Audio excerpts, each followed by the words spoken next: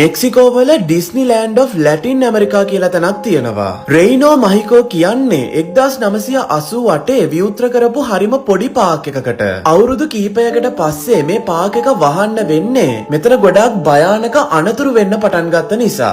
සමහරක් අය හිතන විදිහට මේ පාක් එක වහන්න හේතුව ඒක විතරක් නෙමෙයිලු. මේ පාක් එකට ආපු සමහරක් අය අద్භූත සිද්ධීන් ඇස් දෙකෙන්ම දැකලා තියෙනවා කියලා සඳහන් කරලා තියෙනවා. මේ දේවල් මිනිස්සු විශ්වාස කරන්න හේතුව තමයි මේ පාක් එක හදලා තියෙන්නේ පරණ කනත්තක් උඩ. මේ පාක් එකේ තියෙන හැම දෙයක්ම වගේ හරිම අద్භූත පෙනුමක් ගන්නවා. ගොඩාක් අයගේ කටකතාවලට අනුව මේ පාක් එක ඇතුලේ තියෙන පිළිමයක් වෙන ස්නෝ වයිට් පිළිමය ශාපලත් පිළිමයක් කියන එක.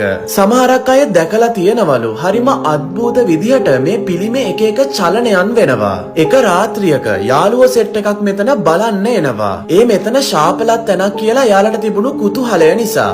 එයාලා මෙතන ඇවිද ඉද්දි හරිම අద్භූත දෙයක් කැමරාවේ සටහන් වෙනවා. ඔයත් මේ වීඩියෝ එක හොඳ අවධානයෙන් බලන ගමන් channel එකත් subscribe කරලා තියාගන්න. Güey, ese es el velador de... aguanta, espérate, ey. Shh, no te muevas. No mames, no te muevas ahí. Güey. Ese no es el velador, güey.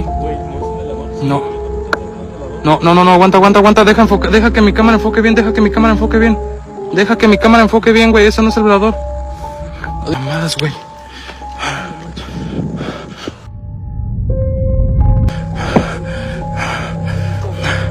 No digas mamadas, güey.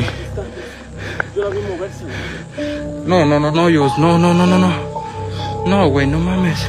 ¿Qué fue eso, güey? No sé. ¿Crees que haya sido ella? No mames, güey, no mames. මේ කවුරුත් නැති Park එක ඇතුලේ ගෑනු කෙනෙක් ඉන්නවා මෙයාලා දකිනවා. අපි හැමෝටම පේනවා කවුරු හරි එතන ඉන්න කෙනා මොකක් හරි ඇඳුමක් ඇඳගෙන ඉන්නවා. එයාලා ටිකක් වෙලා මේක දිහා බලන් ඉද්දි එයාලට පේනවා ඒ ගෑනු කෙනා හරිම අසාමාන්‍ය විදිහට ඇවිදිනවා. වීඩියෝ එකේ ටිකක් ඉස්සරහට ගියාම මේ යාළුවෝ සෙට් එක අර ස්නෝ වයිට්ගේ පිළිමේ දකිනවා. මෙන්න මේ වෙලේදී තමයි එයාලට තේරුම් යන්නේ. එයාලා අර කලින් දැකපු කාන්තාවගේ ඇඳුමත් මේ ස්නෝ වයිට්ගේ ඇඳුමට ගොඩාක් සමානයි කියලා. ඇත්තටම වෙලෙදී ඒගොල්ලෝ දැක්කේ අර ස්නෝ වයිට්ගේ ශාපලත් පිළිමයද. ඔයාලට මේකේ සම්පූර්ණ වීඩියෝ එක බලන්න කරන්න තියෙන්නේ අපේ TikTok page එකට ගිහිල්ලා මෙන්න මේ අයිකන් එක ක්ලික් කරන්න.